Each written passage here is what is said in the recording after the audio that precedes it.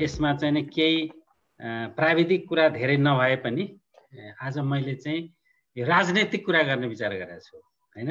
राजनैतिक कुरा किन गर्नुपर्ने छ भने यो अहिलेको यो रोजगारसित जब कुरा जोडिन्छ यो चाहिँ यो राजनीतिक यसलाई चाहिँ नि राजनीतिसित चाहिँ बढी मेनस्ट्रिमिङ गर्नुपर्ने विषय जस्तो मलाई लागिरहेछ, जुन अझै हुन सकेका छैन कि भन्ने हिसाबले चाहिँ अब हाम्रो यहाँ माधवजी हुनुहुन्छ, त्यसले गर्दाखेरि यो अलिकति सान्दर्भिक पनि हुन्छ होला मन्त्रीजी गए पनि। पहिलो कुरा त के छ भने यो कृष्ण शाहजीले जुन प्रस्तुति दिनुभयो बहुत प्रभावकारी र एकदम इम्प्रेसिभ प्रस्तुति, ती आँकडालाई हेरेर हामीले अहिलेको हाम्रो रोजगार र तालिमको महत्त्व को बारेमा चाहिँ अलिकति बढी पैरवी गर्नुपर्ने विषय एउटा जस्तो लाग्छ मलाई। किनभने नेपालको इतिहासमा यो राजनैतिक पद्धति सबैभन्दा उत्कृष्ट राजनैतिक पद्धति हामीले छान्यौं। 26 वटा संघीय मुलुक मध्ये अब जम्मा 6 वटा मुलुकमा मात्रै 3 तहको चाहिँ यो सरकार छन्। त्यो चाहिँ एउटा उत्कृष्ट राजनीतिक व्यवस्था छान्यौं।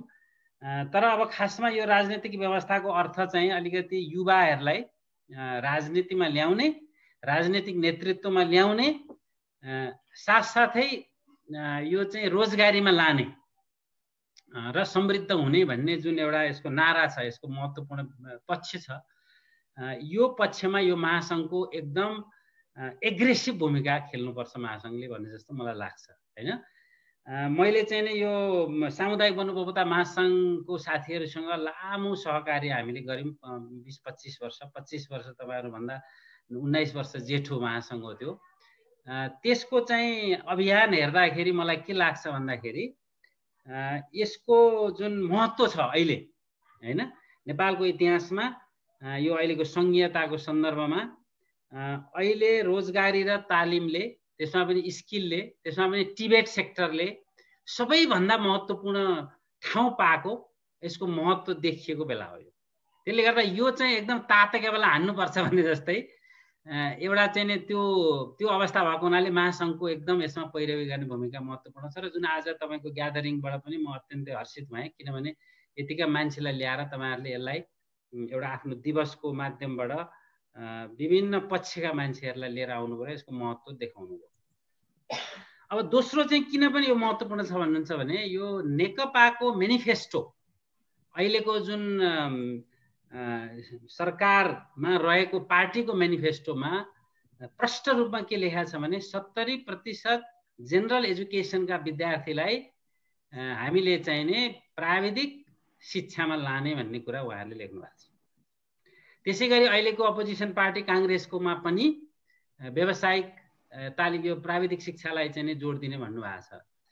अब यसको चाहिँ यो लागू गराउनको लागि यसलाई चाहिने रिसोर्स, बजेट, यसको लागि कार्यक्रम, यसका लागि चाहिने फंक्सनरिज र एउटा सरकारले डेलिभरी गर्ने एउटा सिटिभिटीले चाहिँ डेलिभरी गर्थ्यो पहिला, र सिटिभीका सहयोगीहरू हामी थियौं हैन। 1200 संस्थाहरू हामी आबद्ध भएका सहयोगी संस्था थियौं भने अब अहिले चाहिँ त्यो एउटा सरकारबाट 761 वटा सरकार, 761 गुना सरकारसित हाम्रो सहकार्य हुनुपर्ने भएको अवस्थामा त्यो अनुसारको स्रोत बढ्यो कि बढेन, त्यो अनुसारको संरचना बढ्यो कि बढेन, त्यो अनुसारको हामीलाई दिनुपर्ने स्पेस चाहिँ त्यो बढेको छ कि छैन भन्ने विषयमा चाहिँ यो महासंघले पैरवी यसलाई चाहिँ नि राजनीतिकरण गरेर गरोस् भनेको। राजनीतिकरण भनेको पार्टीगत राजनीति मैले भने हैन, यो एजेन्डालाई एउटा राजनीतिक वृत्तमा छिराउनु पर्यो,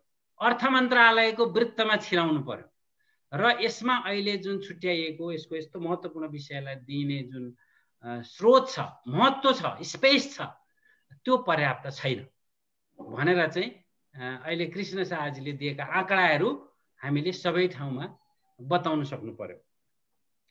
अब तेस्रो पक्ष मैले चाहिँ नि बाहिरबाट हेर्दाखेरि मेरो अब्जर्भेसनमा के छ त भन्नुहुन्छ भने अहिलेको हाम्रो यो चाहिँ महासंघमा आबद्ध भएका सदस्यहरूले गरेको योगदानको बारेमा यो उहाँहरूको योगदान भैँचालोको बेला प्रमाणित भइसकेको छ। यदि यस्ता खालका संस्था नेपालमा हुन्थेनन् भने भुइँचालोको पुनर्निर्माणको कार्यक्रम हामी 10 वर्षभन्दा बढी लाग्थ्यो है। हाम्रो क्यापासिटी जम्मा 1 लाखलाई मात्रै यो चाहिँ तालिम दिने छ। अहिले पनि 1,25,000 भन्नुभयो हाम्रो शाहजीले। अब अहिले जब मार्केटमा आएका 6 लाख मान्छे छन्। विदेशमा मात्रै मान्छेहरू दिनको 1500 का दरले पनि 5 लाख मान्छे जान्छन्। तालिम नभएको कारणले उनीहरूले धेरै कम आम्दानीहरू लिन पाएका छन् हैन। त्यसले गर्दाखेरि यो उहाँहरूले प्रमाणित गरिसक्नुभयो। अर्को प्रमाणित उहाँहरूले के गर्नुभयो त भन्दाखेरि जेनरल एजुकेसनमा प्राइभेट सेक्टरको चाहिँ तालिम सेवा संस्थाहरूले धनीका छोराछोरीलाई मात्रै सेवा दिनुभएको छ र यो महासङ्घका सदस्यहरूले सबैभन्दा गरिबका छोराछोरीलाई सेवा दिनुभएको छ। र त्यो सहरमा मात्रै होइन, उहाँहरूले गाउँमा, जुम्लामा, हुम्लामा गएर पनि सेवा दिइरहनु भएको छ। जेनरल एजुकेसनमा विद्यार्थी स्कुलमा जान्छन्, तर यो तालिम प्रदायक संस्थाहरूले घर घरमा गएर, टोल टोलमा गएर सेवा दिनुभएको छ। यो कुराको पनि यसको महत्त्व पनि दर्शाउनु पर्ने। अर्को महत्त्वपूर्ण यसको राजनीतिक यो चाहिँ राजनीतिक विचार लिएका मान्छेहरूलाई यो घुसाउनु पर्ने जरुरी छ। जसले गर्दा त्यो पोलिसी, जसले गर्दा त्यसको चाहिँ नि कार्यक्रम, बजेट र त्यसको महत्त्व बढोस्। अब अर्को मैले पक्ष हेर्दाखेरि के छ भन्दाखेरि यो विधामा हामीले चाहिँ गरिबका छोराछोरीले पढ्ने विषय हो। गरिबका तालिम लिने भनेको गरिबका छोराछोरीहरूले लिने हो। सिपमूलक काम, श्रम बेच्ने काम गरिबका छोराछोरीले गर्ने हो। यो अरूले त सबै व्हाइट कोटवाला परे, धनीका छोराछोरीहरू भन्ने जुन एउटा यो यसको चाहिँ एउटा पर्सेप्सन छ। अबको अहिलेको जुन शिक्षा नीति र अब बन्ने गरेको कानुनले, ऐनले त्यसलाई तोड्नेतिर गएको देखिन्छ। यो एउटा क्रान्तिकारी परिवर्तन हो, संघीयताको मर्म अनुसारको परिवर्तन हो, जसमा हामी जस्ता हुने खानेका छोराछोरीहरूले पनि प्राविधिक तथा व्यावसायिक शिक्षा तथा तालिममा हाम्रा छोराछोरीलाई प्रेरित गर्न सकोस्, जसले गर्दाखेरि उनीहरूको पनि ल्याडर, माथि चढ्न सक्ने ल्याडर बढ्न सकोस्। एउटा यसमा चाहिँ व्यापक एउटा रूपान्तरणको यसमा देखाएको छु मैले, आशाको किरण देखाएको छु भने। अर्को यसको महत्त्वपूर्ण पक्ष चाहिँ के छ भने इन्डस्ट्रिजहरू अब हाम्रो चाहिँ डुअल भेट सिस्टम आएपछि इन्डस्ट्रिजहरू पनि शिक्षाका लागि महत्त्वपूर्ण ठाउँ इन्डस्ट्रिजहरू हुन्। किनभने यो चाहिँ शिक्षा भनेको कुनै क्लासरुमभित्र नभएर वर्क प्लेसमा दिइने हो। सबभन्दा दिगो शिक्षा त्यो हो, रोजगारीमूलक शिक्षा त्यो हो भन्ने कुरा पनि यो नीति र यो कानुनमा आउने देखिएको हुनाले, नीतिमा त आइसक्यो हैन, यसलाई पनि मैले राजनीतिकरण गर्नुपर्छ भने के भने यसको राजनीतिक वृत्तमा यो कुराहरू लान सक्नुपर्छ हामीले। र यसलाई तालिम प्रदाय अहिले जुन साथीहरू हुनुहुन्छ जसले लेभल 1 लेभल 2 को मात्रै तालिम दिन लाग्नु भएको छ, अब तपाईहरुको पनि एउटा वृत्ति विकास, गरिबका छोराछोरीको वृत्ति विकास हुने कुरा त त्यो नीतिले ल्यायो। तपाईहरुको पनि ल्याडर बढाउने कुरा अब तपाई पोलिटेक्निक इन्स्टिट्युसनको रूपमा भोलि युनिभर्सिटीको छाताभित्र जान सक्ने हैसियत तपाईहरुले राख्नुहुन्छ, राख्नुपर्छ। र त्यो खालको एम्बिसन लिएर पनि यसलाई राजनीतिकरण हामीले गर्नुपर्छ भन्ने मेरो अर्को सुझाव छ यो दिवसको उपलक्ष्यमा। र अर्को हामीले चाहिँ नि यत्रो समृद्धिको कुरा गर्दाखेरि मेगा प्रोजेक्टहरू, खास गरी एयरपोर्ट बनाउने कुरा, हाइड्रो बनाउने कुरा, रोड बनाउने, ब्रिज बनाउने र अहिलेको अर्बनाइजेसनलाई, सबै शहरमा बसेका छन् युवाहरू। यो अर्बनाइजेसनलाई एड्रेस गर्नको लागि दक्षिण कोरियाको हाम्रो टेक्निकल र भोकेसनल एजुकेसन र ट्रेनिङमा दक्षिण कोरियाले लिएको पहिलो सुरुका अवधिमा, उनीहरू चाहिँ आफू विकसित हुनुभन्दा अगाडिको अवधिमा दक्षिण कोरियाबाट लिएको अनुभव हाम्रा नेतृत्व वर्गका मान्छेहरूलाई सिकाउनु पर्यो। र यो काम पनि यो महासङ्घले पैरवीको रूपमा लिन सक्छ। र अहिले किन रिसेसनमा पनि स्विजरल्यान्ड र जर्मनी जस्ता देशहरू अरू युरोपियन मुलुक जस्तो चाहिँ पछाडि परेका छैनन्, किन उनीहरूको इकोनोमी दिगो छ भन्दाखेरि उनीहरूको खासमा यो इन्फर्मल सेक्टर, यो चाहिँ डुअल भेट सिस्टम, व्यावसायिक र चाहिँ यो टेक्निकल एजुकेसनमा उनीहरू कति राम्रो छ उहाँहरूको इन्डस्ट्रीसितको सहकार्य भन्ने कुराबाट पनि हामी छर्लङ्ग देख्न सक्छौँ। यो कुरा पनि हाम्रो महासङ्घले यो दिवसकै उपलक्ष्यमा कतिपय कार्यपत्रहरू प्रस्तुत गराएर कतिपय त्यस्ता खालका विज्ञहरूलाई त्यसको चाहिँ एउटा म्यान्डेट दिएर यो गर्नुपर्ने मैले देख्छु। र अर्को महत्त्वपूर्ण पक्ष मैले देखेको भनेको चाहिँ के छ भन्नुहुन्छ भने यो हाम्रो अहिलेको नेपालको सङ्घीय प्रणालीमा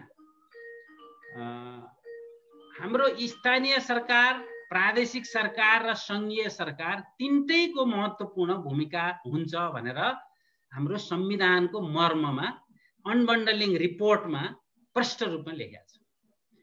अब यो जति प्रगतिशील व्यवस्था तपाईँ संसारका कुनै पनि मुलुकमा देख्नुहुन्न जहाँ सेकेन्डरी एजुकेसनको जिम्मा हाम्रो स्थानीय सरकारलाई दिएको छ।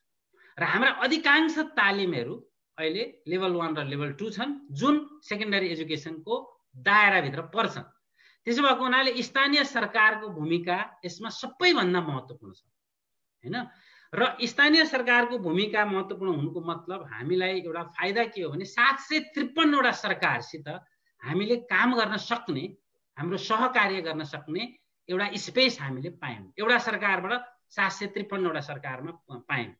अब पोलिटेक्निक अरूमा प्रादेशिक सरकारसित जान सकिन्छ, अघि नै मैले भनिहालेँ।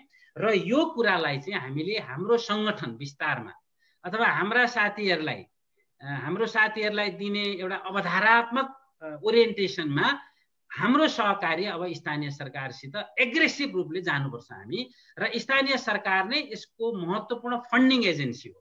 किनभने यसमा अहिलेका हाम्रो जति पनि साथीहरू हुनुहुन्छ, जति पनि तालिम प्रदायका संस्थाहरू हुनुहुन्छ, यसको हाम्रो मेन फन्डिङ एजेन्सी, यसको क्लाइन्ट को भइरहेछौँ त भने हामी विदेशी संस्थाहरू भइरहेका छौँ, परियोजनाहरू, दात्री निकायहरू। अब त्योबाट हामी मुक्त हुनुपर्छ।